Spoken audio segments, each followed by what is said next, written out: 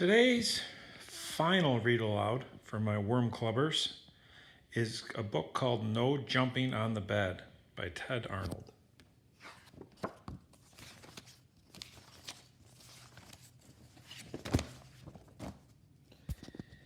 In the bedroom near the top floor of a tall apartment building, Walter was getting ready for bed. Before turning out the light, his father said, "I've told you once, I've told you a million times, no jumping on the bed. One day it'll crash right through the floor. Now lie down and go to sleep." "Just one more time?" asked Walter, but instead he plopped down on his pillow and squeezed his eyes closed. "Good night," said his father. He turned off the light and pulled the door almost closed. The room was dark and quiet, except for a soft thump, thump, thump coming from the room above. "That's Delbert upstairs," thought Walter. He switched on his bedside lamp. If Delbert can jump on his bed, so can I. Walter bounced higher and higher. On his last jump, his hair brushed the ceiling. But when he came back down, his mattress creaked, the floor cracked, and the whole bed tipped sideways.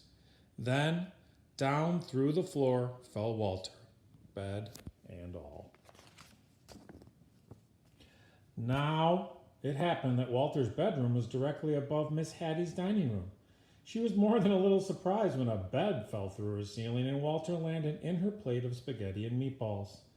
"I was expecting company for dinner," she mumbled, with a mouthful of meatballs. "Mmm," said Walter. "Spaghetti is my all-time favorite." But before he could eat, his bed smashed through the table and kept right on crashing down through the floor. Down and down fell Walter, Miss Hattie, the plate of spaghetti, the bed, and all. Miss Hattie's dining room was above Mr. Matty's TV room. Mr. Matty didn't even notice a bed falling through his ceiling until a meatball bounced off his head. Miss Hattie tumbled into his lap, and Walter splashed into his aquarium. "I've already had my bath tonight," said Walter. He wanted to stay and watch the monsters on TV, but his bed crunched through the floor, taking the TV with it.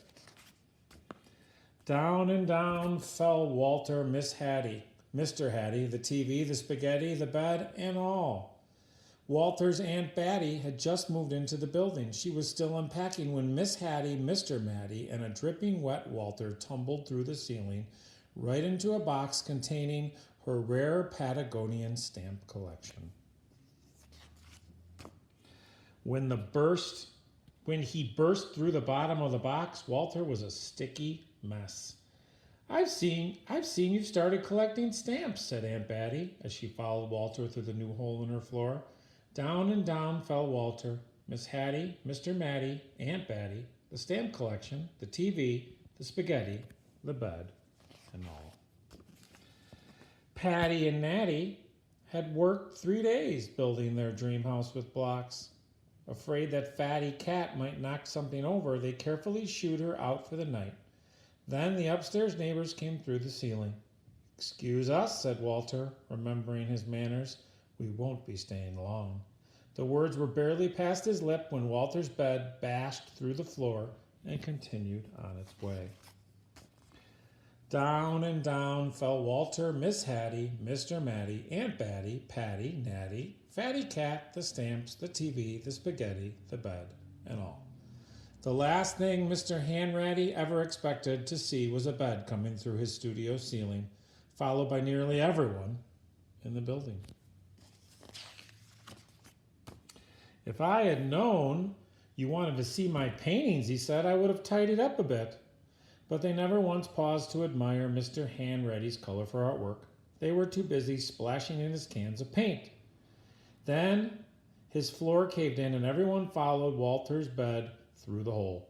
Down and down fell Walter, Miss Hattie, Mr. Matty, Aunt Batty, Patty and Natty, Mr. Hanratty, Fatty Cat, 17 cans of paint, the stamps, the TV, the spaghetti, the bed, and all. Maestro Furlan-Gotti and his string quartet were astonished by the colorful crowd that fell from the ceiling. The maestro loved an audience even if they dropped in unannounced. But when Walter's bed smashed through the floor and paint splattered everywhere, the maestro wished his audience would leave. And so they did, along with his string quartet. Maestro Ferlingotti's practice room floor was also the basement ceiling. It was dark and quiet as midnight down there. Walter squeezed his eyes closed and tumbled through the darkness until he landed on something soft. He opened his eyes. Everything was in its place. His bedroom lights were out. The door was almost closed, and through it Walter could hear his mother and father talking quietly. "No more jumping on the bed for me," mumbled Walter as he lay back down to sleep.